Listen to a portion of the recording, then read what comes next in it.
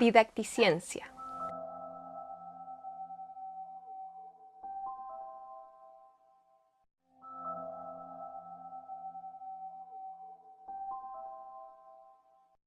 Química. Jugando con metales. Pilas. ¿Para qué las quiero?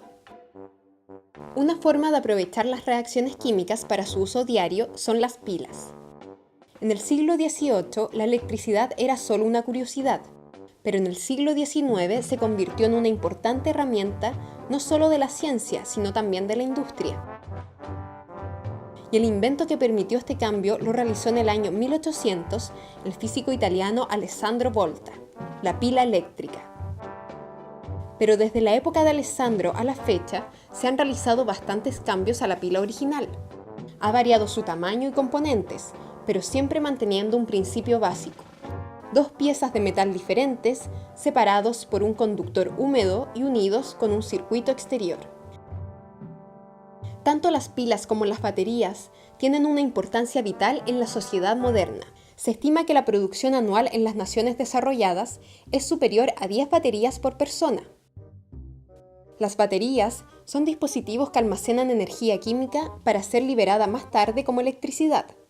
Por ejemplo, sin la energía proporcionada por la batería, el motor de un auto no podría funcionar. Esto se debe a que una batería realiza dos procesos diametralmente opuestos. Genera electricidad y también la acumula. En cambio, las pilas convierten energía química en energía eléctrica por un proceso químico transitorio, tras lo cual cesa su actividad y deben renovar sus elementos constituyentes, puesto que sus características resultan alteradas durante el proceso. Por eso es necesario cambiarlas cuando no son recargables. ¿Qué cosa podemos saber sobre una pila? ¿Cómo funciona una pila? ¿Te has puesto a pensar cómo es que las pilas generan electricidad? ¿Qué pasa en una pila para que se genere la electricidad? ¿A causa de qué se genera? ¿Todas las pilas proporcionan la misma diferencia de potencial? ¿Cuál es la diferencia entre una pila y una batería? Una batería, mediante reacciones reversibles, envía al auto una corriente de electrones que permite funcionar el limpiaparabrisas, la radio, el aire acondicionado y principalmente el arranque del motor. Dentro de la batería hay 6 unidades que se denominan celdas. Cada una de estas celdas tiene un set de 2 electrodos. Cada celda está conformada por 8 rejillas metálicas que están superpuestas. Las rejillas que están conectadas al electrodo positivo, cátodo, están cubiertas de óxido de plomo, introducen electrones, mientras que las rejillas conectadas al electrodo negativo, ánodo, que son de hierro recubiertas de plomo, los liberan. Además, las rejillas están sumergidas en una solución de 65% de agua y 35% de ácido sulfúrico. La clave está en que los componentes químicos que están al interior de la celda reaccionan unos con otros y estas reacciones se repiten mientras la batería funciona. El baño de agua y ácido que se encuentra entre las placas actúa como electrolito, que es una sustancia conductora de la electricidad. En un juego constante de oxidación por parte del plomo, pérdida de electrones, y de reducción por parte del óxido de plomo, ganancia de electrones, genera una diferencia de potencial de 2 voltios, que al sumarse por cada celda proporciona un total de 12 voltios, suficiente para encender el motor del auto. A continuación, vamos a realizar un pequeño experimento que nos permitirá comprender un poco más el funcionamiento de una pila. Materiales: láminas de zinc, láminas de cobre, 4 papas, 4 limones, cables, caimanes, 4 ampolletas LED, agua, sal, 4 vasos, batería. Procedimiento: conecta cada LED en paralelo, es decir, polo positivo con polo positivo y negativo con negativo. Posteriormente, usa una batería solo para probar que enciendan. Coloca en los 4 vasos agua, sal y una lámina de cobre y otra de zinc. Conecta con cables las láminas de cobre del vaso 1 a la lámina del zinc del vaso 2, la lámina de cobre del vaso 2 a la del zinc del vaso 3, y así sucesivamente hasta cerrar el circuito conectando el LED. Podrás ver que enciende el LED. Con la ayuda de un voltímetro, podrás medir la diferencia de potencial que se genera en el circuito de dos piezas de metal diferentes, separados por un conductor húmedo y unidos con un circuito exterior. Al llegar a este punto nos podemos preguntar, ¿qué pasaría si reemplazamos los vasos con la solución de agua con sal por un limón o una papa? ¿Qué ocurrirá con la diferencia de potencial? ¿Qué ha ocurrido? ¿Qué diferencia podemos encontrar entre el sistema montado con agua y sal y el limón? ¿Por qué aparentemente se produce una diferencia de potencial mayor?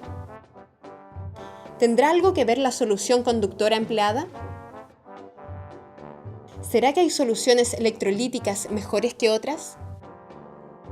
¿Qué podrá contener el limón que a diferencia del agua genera una diferencia de potencial mayor? Hemos recreado un circuito donde dos piezas de metales diferentes, separados por un conductor húmedo y unidos con un circuito exterior, generan electricidad. ¿Pero ocurrirá lo mismo si probamos con otro fruto? Veamos qué ocurre en este caso con una papa.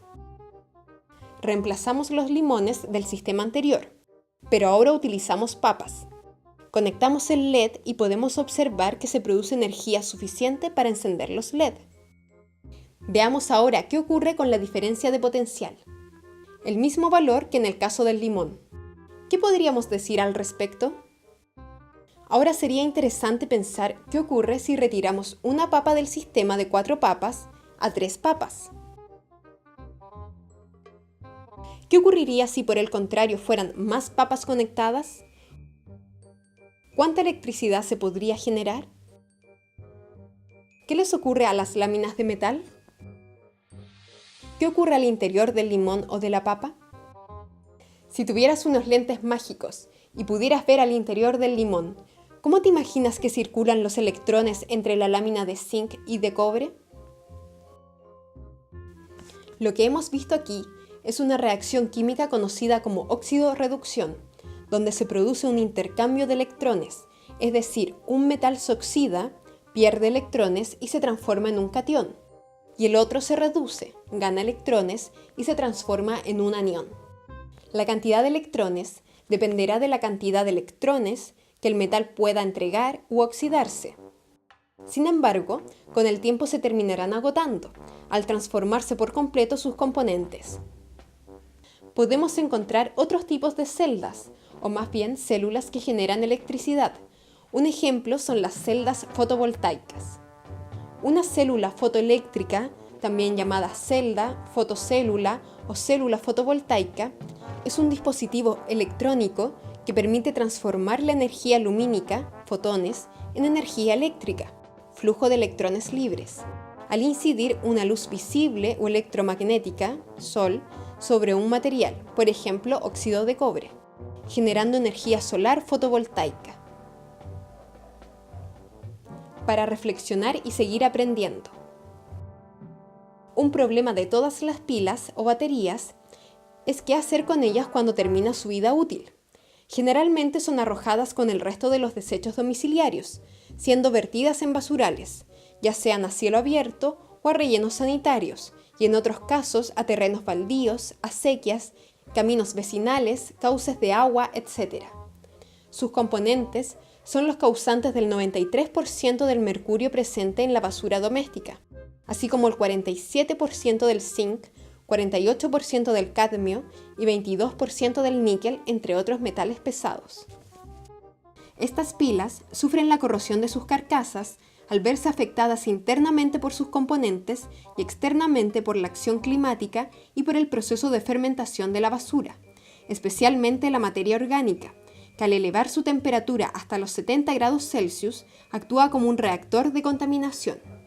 Cuando se produce el derrame de los electrolitos internos de las pilas, arrastra los metales pesados. Estos metales fluyen por el suelo contaminando toda forma de vida. Su movilidad a través del suelo se ve favorecida porque los metales están en su forma oxidada, condición que los hace mucho más rápidos en terrenos salinos o con un pH muy ácido.